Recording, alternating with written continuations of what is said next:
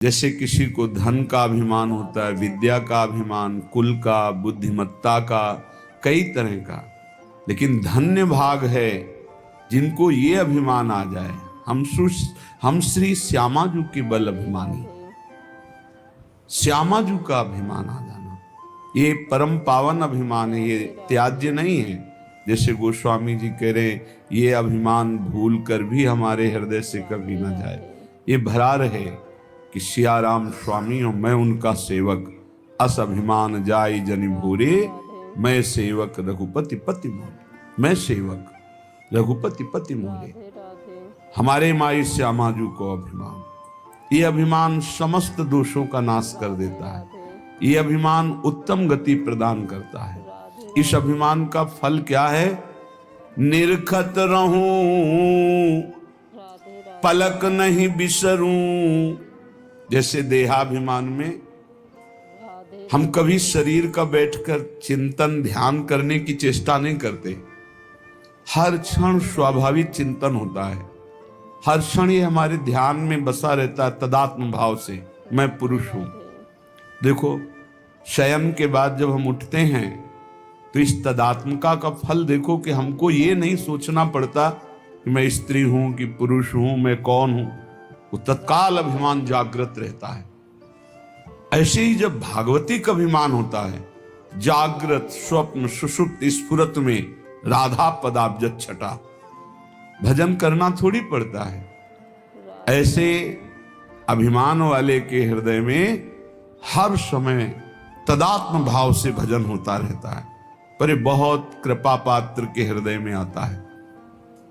ऐसा नहीं कह सकते कि बहुत साधना के बाद आता है, नहीं, असाधन युक्त, साधनहीन यदि वो कहीं भगवत कृपा से दुर्लभ बात महापुरुषों का संग पा जाए और उसके हृदय में बैठ जाए, मैं तो अब एक बात पकड़ लिया, कुछ बने न बने, मैं श्यामाजू का, श्यामाजू हमारी, बस मैं श्यामाजू का, श्यामाजू हमारी, ये अंदर बढ़ता चला जाए और ठसक बन जाए, ये ठसक बन जाए हमारे माई श्यामाजू को अभिमान।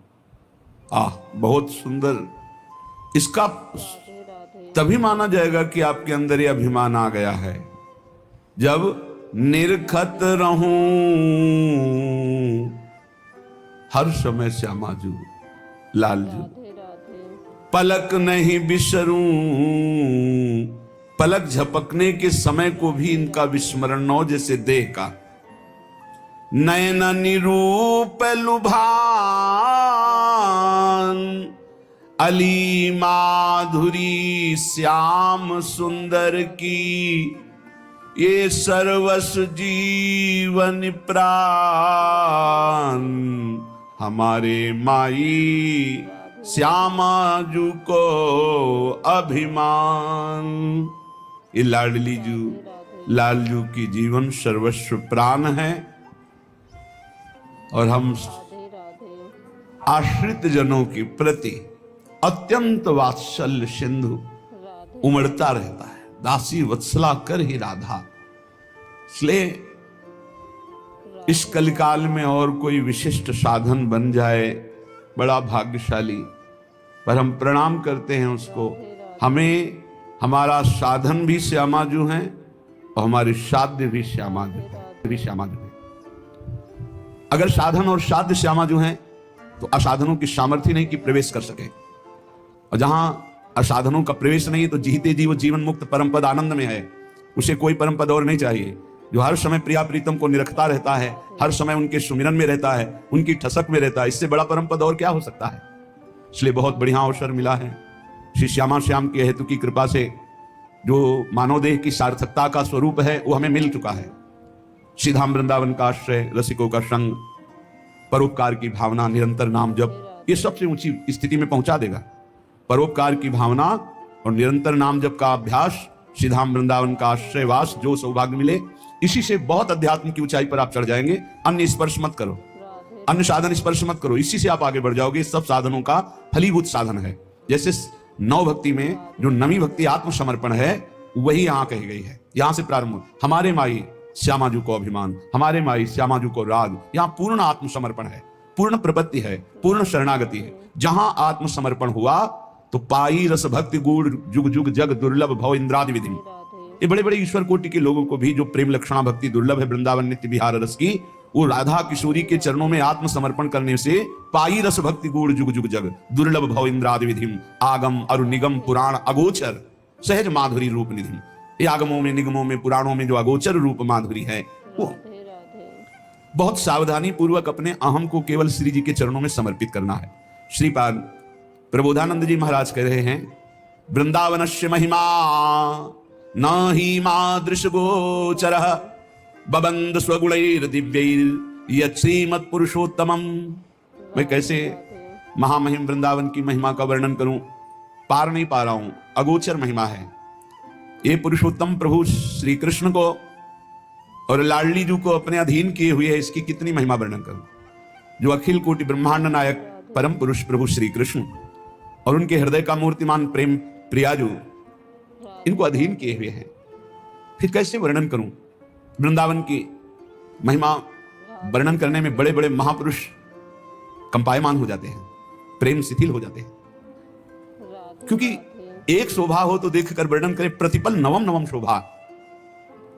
सबको आनंद प्रदान करने वाले प्रभु श्री कृष्ण आनंद समुद्र, और आनंद समुद्र को आह्लाद देने वाली श्री लाडली जू, और लाडली लाल को आनंद देने वाला वृंदावन कैसे महिमा वर्णन करे। जब लालजू की महिमा को वेद नेति नेति कहते हैं, फिर राधा तत्व तक तो पहुंची नहीं वेद पुराण निगम आगमों की, फिर ऐसे श्री किशोरी किशोर जू को अपनी शोभा अपने आनंद से लुभायमान किए हुए है, ऐसे महामहिम वृंदावन का कैसे वर्णन करूं। अत्युन्मद महाप्रेम रस सारई सुषंभृतम आत्मवत्स्वीय सकल भज वृंदावनम बनम। यहां वास मात्र से अत्यंत उन्मादकारी प्रेम प्रकाशित हो जाता है, वास मात्र से अत्यंत उन्मादकारी प्रेम प्रकाशित हो जाता है। यहां खग मृग पशु पंछी जड़ चैतन्य जितने हैं ये आत्म स्वरूप है, ये भगवत स्वरूप है। यहां व्यवहार की सत्ता नहीं है, यहां परमार्थ की सत्ता नहीं है, ये प्रेम की सत्ता है। यहां सब प्रेम में है, इसलिए किसी से भी ऐसा कोई व्यवहार ना बने जो सांसारिक हो, जो लौकिक हो, जो अपराध भावना प्रस्तुत कर दे, हृदय को मलिन कर दे। ये देखो क्या कर रहा है, ये क्या कर रहा है, ये सब प्रेम में है। अत्यंत उन्मादकारी प्रेम वास मात्र से प्रकट हो जाए, ऐसा महिमा है वृंदावन की। पर हम यहाँ के जड़ चैतन्य में दोष दृष्टि करके अपने हृदय को कलुषित करते रहते हैं। इसीलिए श्रीपाद कह रहे हैं सब वृंदावन नामक वन में जो भी विराजमान है ये सब आत्मस्वरूप है। जैसे सेवक जी कह रहे आत्मा हरिवंश प्रगट परमानंद, तो ये प्रगट परमानंद प्रदान करने वाले आत्म तत्व मूर्तिमान होकर जड़ चैतन्य नामक ये दिखाई दे रहे हैं। ये चैतन्य है, ये जड़ है, पर है वो आत्मस्वरूप। इतनी सामर्थ्य वो परमानंद प्रदान करने में समर्थ है। बस इनका अपराध न बने तो यहाँ वास मात्र से अत्यंत उन्मादकारी प्रेम प्रकट हो जाए। धन पुत्र कलत्रादि ममता ममता पदा इति वित्वाखिलम वृंदावनमेव च मे वरम। पर इस वृंदावन में यदि धन के प्रति आकर्षण बुद्धि, पुत्र पत्नी आदि के प्रति जो ममता बुद्धि, वही प्रेम में नहीं डूबने दे रही, मुझे तापित कर रही। धन पुत्र कलत्रा आदि ममता ममता पदा, यही मुझे ताप प्रदान कर रही, नहीं तो वास मात्र से प्रेमोन्माद हो जाए। अतएव हे प्रभु मेरे को ऐसी सामर्थ्य दो कि मैं परिवार के बीच में रहता हुआ भी परिवार से ममता ना करूं। पर ये बहुत जोर की बात, ये ममता ही प्रियालाल के चरणों में प्रेम नहीं होने देती, और जन्म जन्मांतरों से इसी धोखे में फंसकर कि ये हमारे हैं, ये हमारे हैं, ये हमारे हैं, पूरा समय नष्ट हुआ, मरे, फिर इस जीव अकेले यहां से गया, फिर किसी नए परिवार नया रिश्ता। हे प्रभु मुझे ऐसा बल दो कि मैं सबकी ममता का त्याग कर सकूं।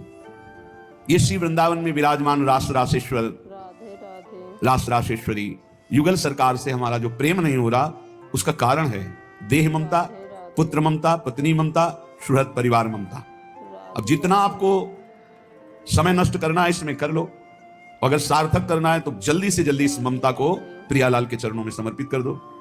ममता समर्पित कर दो, सब वैसे ही चलाओ जैसे चला रहे हो। ममता अगर श्री जी के चरणों में नहीं हुई, इनमें हुई, तो अंतिम बात जो हमें उन्मादकारी प्रेम चाहिए था वो नहीं मिलेगा। क्योंकि प्रियालाल के चरणों से जो हमारा संबंध है वो तो है, वो पर प्रकाशित होता है ममता होने से। एक अहमता ममता ये जग में है दुखदाई, ये जब श्री जी की ओर लगे तो हो परम सुखदाई। समेट लो, प्रवीण हो बहुत जल्दी समेट लो, मंद हो धीरे धीरे समेट लो। निकृष्ट हो, समेट ही नहीं पाओगे, काल तुम्हें समेट लेगा। हमारी बात को समझ जाओ, कोई आ नहीं तुम्हारा, तुम नहीं हो किसी के, बस तुम एक अपने कर्तव्य को करने के लिए आए हो। तुम्हारा एक कर्तव्य है जो किसी जन्म में नहीं हुआ, भगवत प्राप्ति, भगवत प्रेम प्राप्ति। और सब कर्तव्य लाखों बार निर्वाह कर चुके हो। उन कर्तव्यों की ताकत नहीं कि आवागमन से रोक सके। आवागमन के चक्र को रोकने की ताकत एकमात्र भजन में है। जितना प्रिया प्रीतम का नाम जप करेंगे, लीला गुण गायन करेंगे, उनसे अपनापन होगा, सबकी ममता हटेगी, तभी भगवत तत्व का बोध या प्रेम प्राप्ति होती है। महासहानि दुखानि सुखान्युन्मादकानि वा वृंदावन दृढ़ प्रीतिम नालम चालयितुम हिमाम। धाम में जब श्री जी ने कृपा करके हमको बुला लिया तो महासहानि दुखानि, अब वो हमको सहाएंगी दुख, तैयार हो जाओ। फिर सुखान्युन्माद का निवा, ऐसा सुख मिलेगा जो उन्माद पैदा कर देगा, तैयार हो। पहले दुख भोगना है, फिर अपार सुख है। क्यों कहा कि दुख भोगना है? क्योंकि दुखालय संसार में आए हैं। जब भगवान अवतरित होते हैं तो लीला में भी दिखाई देता है बड़ा वियोग, बड़ा संयोग, बड़ा दुखद, बड़ा सुखद समय। एक समान तो बाहरी परिस्थिति में नहीं दिखाई दिया, अंतर में तो एक ही है, एक समान है, सम है, पर व्यवहार में कभी संयोग, कभी वियोग, कभी दुखद परिस्थिति, कभी आनंदमयी परिस्थिति। जब ईश्वर के अवतार लेने पर ऐसा है तो फिर मनुष्य, जब आप मनुष्य रूप में आए हैं, साधना में लगे हैं, तो दुख आएगा। दुख और महादुख, महादुख असाध्य, किसी भी तरह से टलने वाला नहीं है, भोगना ही भोगना है। साधारण दुख अलग होते हैं, महादुख जब तक जीवित रहोगे भोगना ही पड़ेगा, मतलब मृत्यु ही है इसकी औषधि, दूसरा उपाय नहीं। ऐसा भी दुख आएगा, सह जाओ। सुखान्युन्माद का निवा, आगे आने वाला है महान उन्माद प्रकट करने वाला सुख, प्रियालाल का प्रेम। इसलिए वृंदावन दृढ़ प्रीतिम, दृढ़ प्रीति करो वृंदावन से, वृंदावन के अधीश्वर से। विचलित मत होना दुख आने पर, क्योंकि हमारे कर्म ही हैं और कोई नहीं। हमारे ही कर्म हैं जिनको हमें भोगना ही पड़ेगा। तो हिम्मत कर लो, कमर कस लो, चलो इस मार्ग में।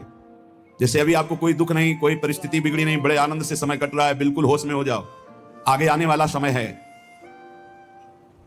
एक भगत जी से जब हम बात करते तो उनसे कहते भजन करो, तो हाँ ऐसा करो, हाँ। अब जब गिरा समस्या का तो होश उड़ गए, चेहरा उड़, वो शांति, वो प्रसन्नता सब गायब। क्यों? पहले से तैयार नहीं थे ना, उस दुख के लिए तैयार नहीं थे। इसलिए रोज सत्संग में आपको तैयार करते हैं।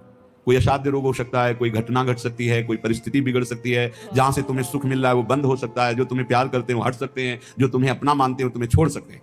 ये सब पहले दिमाग में रखना, ये बहुत अच्छा रहेगा, बहुत पक्के हो जाओगे।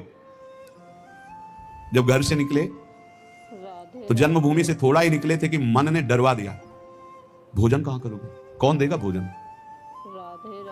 ये तो अभी तो शुरुआत ही हुई, किसने हमारा साथ ही देना बंद कर दिया, बिल्कुल घबराहट पैदा कर दी।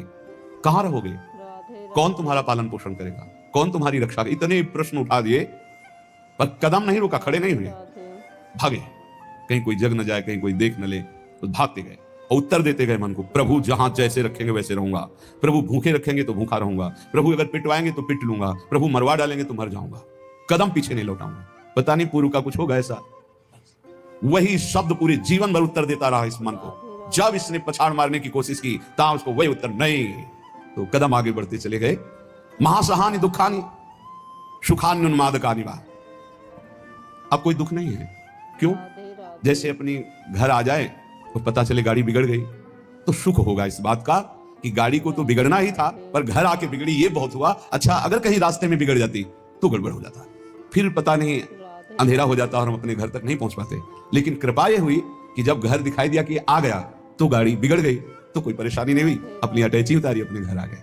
ऐसे महासुखानि, पक्का विश्वास करो, यदि आप पहले से तैयार रहोगे दुखों से लड़ने के लिए तो आप कभी प्रश्न नहीं करोगे कि हमारे साथ भगवान ऐसा क्यों कर रहे हैं। और अगर ये प्रश्न आ गया कि हमारे साथ प्रभु ऐसा क्यों कर रहे हैं, तो ना आप शरणागत हो और ना आप भगत हो। ये प्रश्न भक्त के हृदय में नहीं होते, बहुत बार सुन चुके हो। ये प्रश्न नहीं होते कि आपने दुख क्यों दिया, आज तक किसी भक्त के मुख से ऐसा नहीं निकला, आपने ऐसा क्यों किया, ये प्रश्न नहीं निकला। ये प्रश्न निकलता है जिसकी शरणागति पुष्ट नहीं होती, जिसका आत्मसमर्पण नहीं होता। तो हम पहले से महापुरुष जनों के वाक्यों से पुष्ट करते हैं, यदि आपको अभी शरीर स्वस्थ है तो खूब भजन कर लो, आगे दुख आने वाला है, लिख लो। अपने लोगों की क्या भजन साधना है, जो रात दिन दिव्य भजन करते रहे, उनके जाते जाते शरीर में पूज्यपाद उड़िया बाबा जो 18 घंटे पद्मासन, 18 घंटे एक आसन में बैठे, उन महापुरुष के गुदाद्वार में ऐसा चटक गया था, वो जो भी नाम हमें तो याद नहीं है, ये इन नामों में नहीं है जो अभी लिए जाते हैं, गुदा रोग से संबंधित जो बड़ा पीड़ा देने वाला रोग होता है, पर वो होता इन्हीं गुदा द्वार के अंतर्गत बहुत पीड़ा। पर वो ऐसी स्थिति में भी पद्मासन में अपने आसन में बैठते थे, कोई औषधि प्रयोग नहीं। बोले इसका तो केवल ऑपरेशन होता है, बोले कोई जरूरत नहीं, कई महीने तक पीड़ा देता रहा, फिर गायब हो गया। क्यों? क्योंकि उतना ही प्रारब्ध है, वो जहां अपना कष्ट भुगवा दिया खत्म हो जाएगा, बिना औषधि के खत्म हो जाएगा। हिम्मत रखना, बड़े बड़े महापुरुषों के शरीरों में कष्ट आया है तो पहले से तैयारी कर लो। भला हम कष्ट की तैयारी क्यों कर ले? क्योंकि हमें सुख भोगना है। देखो जन्मभूमि से 5-7 कोस गंगा जी, नंगे पैर से जाया जाता था गंगा स्नान करने। छोटे छोटे बच्चे थे, साथ नंगे पैर चलाया जाता क्योंकि गंगा स्नान करने जाए, बड़ा भाव रहता है, पवित्र भाव, जाग साष्टांग दंड। तो ये गर्मी सहते हुए नंगे पैर जा रहे हैं, गंगा स्नान करके फिर नंगे पैर आ रहे हैं। क्यों? क्योंकि गंगा जी पाप हारणी है, पाप नष्ट होगा तो क्या होगा? बोले सुख मिलेगा। सुख की लालसा से इतना कष्ट सह, निर्जला एकादशी रह रहे हैं, एक बूंद पानी नहीं पी रहे, कष्ट सह रहे। ये कष्ट क्यों सह रहे? बोले इससे भगवान की भक्ति मिलेगी, पाप नष्ट होगा, हृदय में शांति सुख मिलेगा, धर्म बनेगा। जानबूझ करके जो कष्ट सहा जाता है, उससे जो जानबूझकर पाप किए गए वो भस्म हो जाते हैं। तो हम पहले से महासहाने दुखानी भक्ति मार्ग में चलने के लिए पहले से कमर कस लें। हमारा अपमान होगा, हमारे शरीर में असाध्य रोग हो सकता है, हमें कोई भारी संकट विपत्ति घेर सकती है। क्यों? क्या भक्ति मार्ग वाले को ही मिलता है? नहीं, भोगना तो सबको पड़ता है, पर भक्ति मार्ग वाले को तैयारी इसलिए करनी कोई लड़खड़ा के रुक ना जाए, उसको इस क्षेत्र को क्रॉस ही करना है। इतना सबको क्रॉस करना पड़ता है। जैसे आगे की यात्रा बड़ी सुखद है, पर 1 किलोमीटर बहुत कष्टप्रद है, तो आप पहले तैयारी कर लीजिए, जल पी करके खा पी के तैयार कर कि अब हमको 1 किलोमीटर कष्ट में व्यतीत करते हुए दौड़ना है, ऐसे जाना होता है इस मार्ग में। तो खा पी के शास्त्रों का स्वाध्याय करके, सत्संग सुन करके, संतों के चरित्र सुनकर हम परिपक्व होते कि ऐसी भीषण कष्ट की अवस्था में भी मुझे भजन करना, और भाग पड़ो, रुको मत। देखो अगर इस मार्ग में तुम्हें जीतना है तो एक जिद्दी स्वभाव बनाना होगा। ये हमारे अनुभव की बात है। बड़े महापुरुषों के जीवन दिनचर्या को देखकर उसी का नकल करने की कोशिश की, अनुसरण करने की कोशिश की कि वैसे ही चलना है। कैसी भी परिस्थिति हो, हमारी दिनचर्या नहीं टूटनी चाहिए, बस आप जीत जाओगे। जरा सा कुछ शरीर में होता है तो कहां है वो, दिखाई नहीं, थोड़ा शरीर अस्वस्थ है, ये विषयी पुरुषों का होता है, ये शब्द विषयी पुरुषों का होता है। भगवत पार्षद साधकों का नहीं होता है, साधकों का नहीं होता। किसी भी परिस्थिति में अगर जान है तो दिनचर्या है, पकड़ो हमें, ले चलो। नहीं ऐसे चलने लायक नहीं, चलो व्हील चेयर में बैठा ले चलो, ये हमारा टाइम है चलने का, चलाओ। बिल्कुल जिद्दी स्वभाव, किसी की ना सुनना, अपनी दिनचर्या को भगवान मान करके चलना, बस जीत जाओगे, जीत जाओगे।